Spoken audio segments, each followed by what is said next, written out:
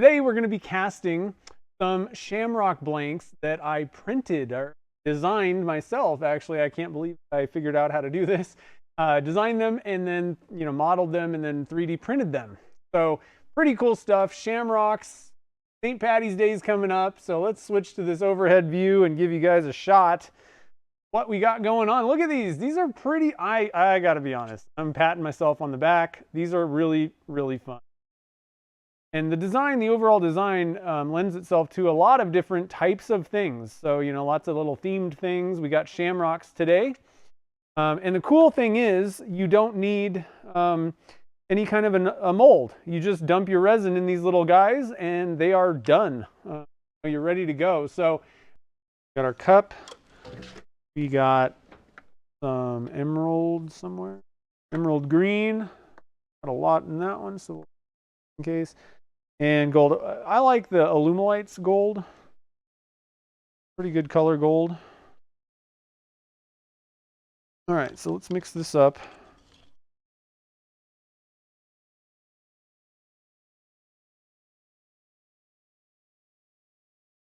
All right, so we're gonna put 30. I'm gonna put 30 grams in this one.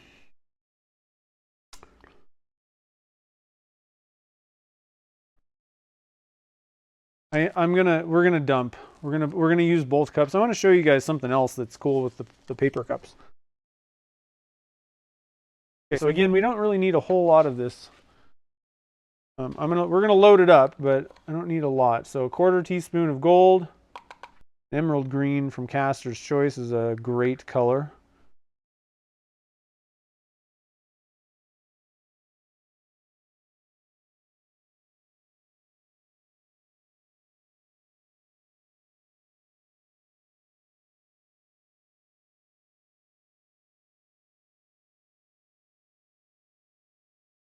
Okay, so we got one that says 95 there. Let me just double check this one and see.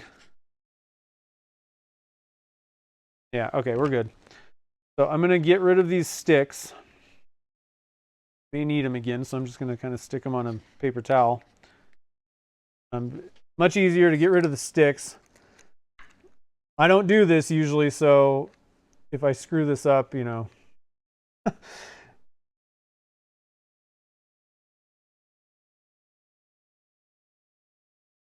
it kind of makes it easy a little bit, doing everything all at once, kind of.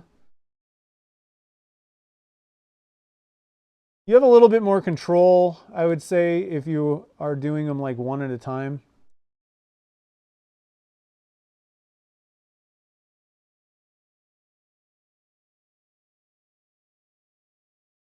Like this is how I would usually do it. You kind of pour a little bit more. You have a little bit more control, I would say, doing it that way. But also, I don't really do this very often, so I think that you could get better control. And I think it's a lot easier if you're pouring into like a brick mold.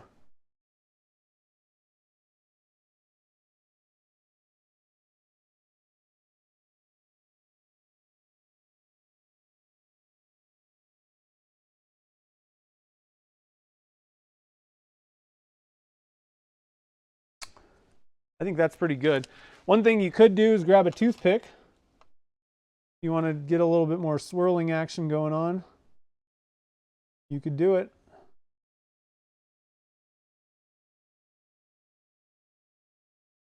Look at that. That's going to be fabulous. All right, so once again, into the pressure pot we go.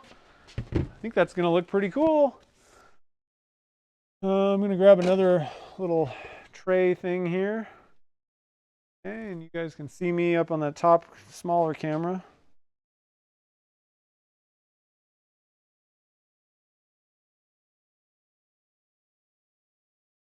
And I almost forgot, guys. I have the 3D print files. They are ready. So if you want to download, they're on my website. They're for sale. I do want to say that. It took me a while to figure out how to make these things. Selling them, but the 3D print files are available for this. We will have to kind of see how these turn, so you might want to hold off a little bit on this one. I think it's going to be fine, but I just want to make sure that everything's good. It is available though. And also we have the honeycomb and the pinstripes.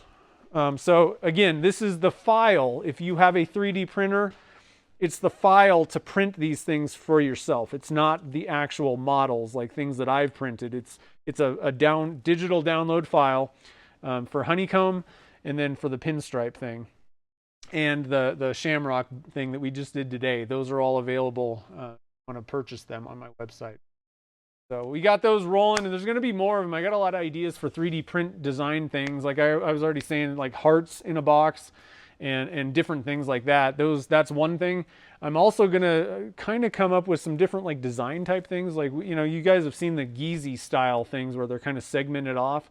Kind of that idea. I don't really want to just copy that specifically.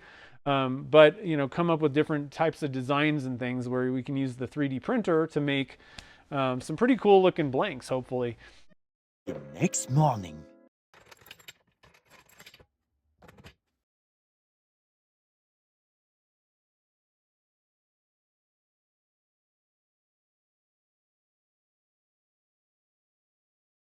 Got them all pulled out, and man, they are looking fabulous. I really love these blanks. Great color choices from the super chatters, and thank you guys for the support as well for your super chats. So here's the deal. Originally, I was going to let the chat on Saturday's stream pick which blank I turn. The problem is I have to prep the blanks before the stream, and so I really kind of need to just pick one because I want to do something with the other ones. I don't want to have to, you know, cut them up and drill them and then basically force people that are going to get these into turning a certain type of pen. I'd rather let them have the choice. So what I've decided is I'm going to go with the green and gold one. This was kind of a St. Patrick's Day, you know, project. So I'm going to go with the more traditional St. Patrick's Day colors. That's the only reason I'm picking this one. So at this point, I need to cut this up, drill it, and get the tubes glued in. And so I think what I'm going to do, the way that I built these, or what I had in mind, is you could either get, you know, one full two-piece pen out of these. I didn't want to load it up with a bunch of shamrocks. I wanted, you know, just a couple kind of thing. That's just how I designed it. But you could either do two single blank pens or one full two-piece pen, or what I was also thinking that might be really cool is you could actually do, like, cut it in half and create, you know, one half of a two-piece pen with this blank and then put something else, maybe a label blank or even a wood blank as the second part of it. So whatever you want to do, basically. You could do all kinds of different stuff. I think what I'm going to do is I'm going to get these prepped for Sierra style pens. That way I can make two of them. And if for some reason one of them has a problem or an issue, I can just swap to the other one during the stream. So sometimes I like to do those one-piece pens just because, you know, just in case something goes wrong, I got a backup. So that's what I'm going to do. We're going to get this thing prepped, ready to go, and then we will start turning this guy.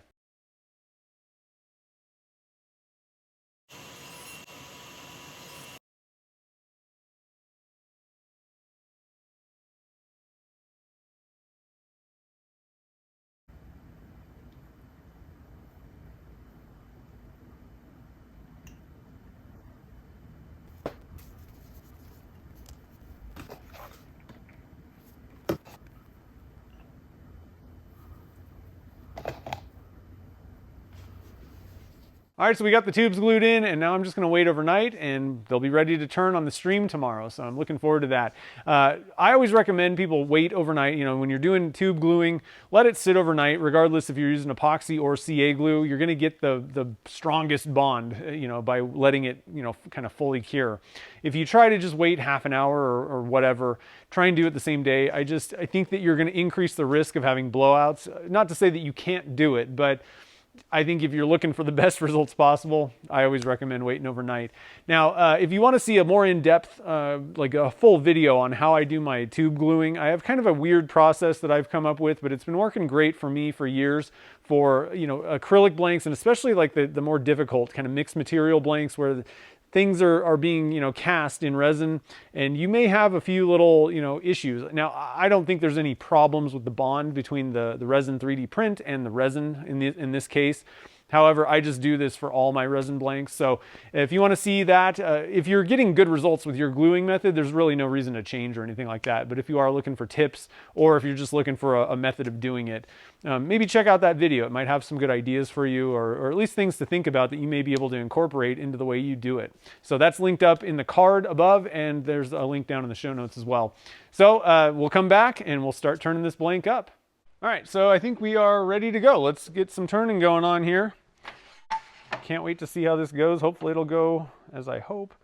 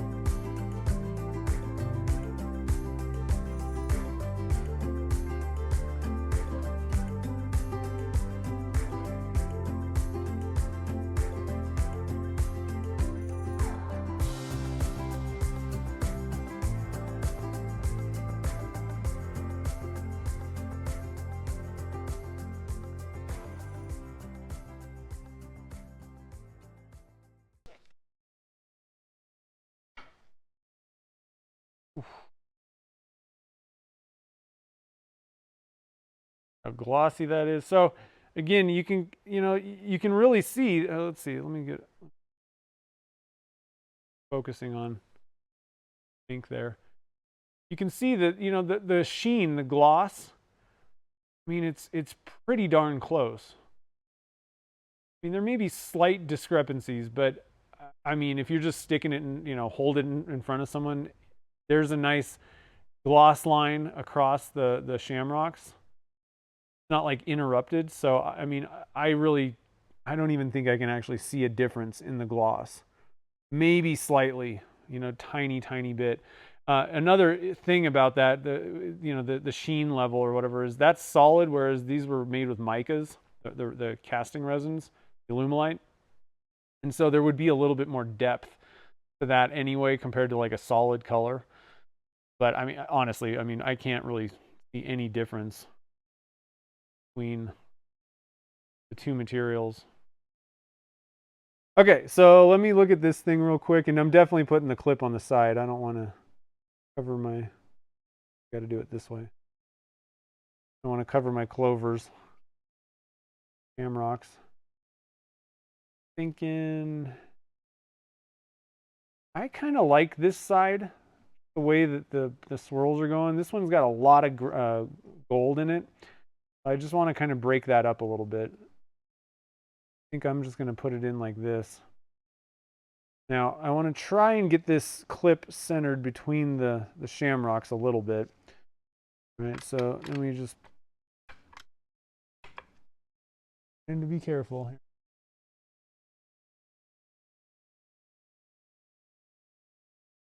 I think it's going how it's going at this point. Woo! There we go. We got it. And then this part just presses in. Ooh. That, oh, where's the camera? There it is. That is looking, it's not very bright, is it? Hold on real quick.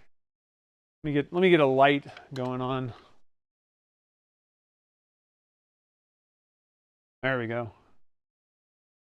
Ooh.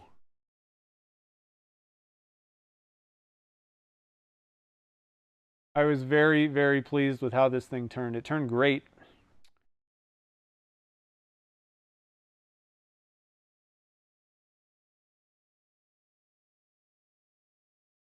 So I hope you guys enjoyed watching this come together. I had a blast making this. Really happy with how the pen turned out. And I did want to mention this pen is available for sale on my website if anybody is interested in picking it up. The link is down in the show notes. So if you liked watching this come together, hit that like button. It helps out a ton. YouTube shares the video with more people and it just kind of gets in front of more people. So I appreciate all that support. And don't forget to hit the subscribe button and hit the notification bell. Turn those notifications on so you don't miss any of the videos that are coming out soon, as well as the live streams. And speaking of live streams, I wanted to mention that this was an edited down version of 2 different live streams, a Wednesday and a Saturday. So that is the new schedule for live streaming, Wednesdays at 3 p.m. Pacific time and Saturday at noon Pacific time. So if you want to catch those, you can tune in. But I wanted to mention that those replays are available. If you wanted to see the entire casting process and everything, I mention a lot of tips and tricks and stuff, go through a lot of stuff while I'm doing it. You get to see the whole thing. Check out that replay for the casting, and I also did the same thing for the turning part. So just kind of wanted to mention that. One other thing, the 3D print files. So if you are if you have a 3D printer and you wanted to pick up the print and make your own clover boxes, I also have honeycomb prints as well as the pinstripes. If you want to print your own, I have the files available for sale on my website. So the link is on the screen up in the top here and down in the description as well if you're interested in printing out your own stuff. I think, well, one other thing, if you're thinking about getting into resin casting, but you're not really sure where to begin, check out my ebook, The Beginner's Guide to Resin Casting. It answers all the beginner questions that you might have, like what do I need to get started? Which resin should I use? How do I pick a resin? All those types of beginner questions are answered in that book, and it should help you get over that initial learning curve so you can get in the shop and start making some resin cast projects of your own. It's available on my website if you're interested. So until next time, guys, thanks for watching this video, and happy casting.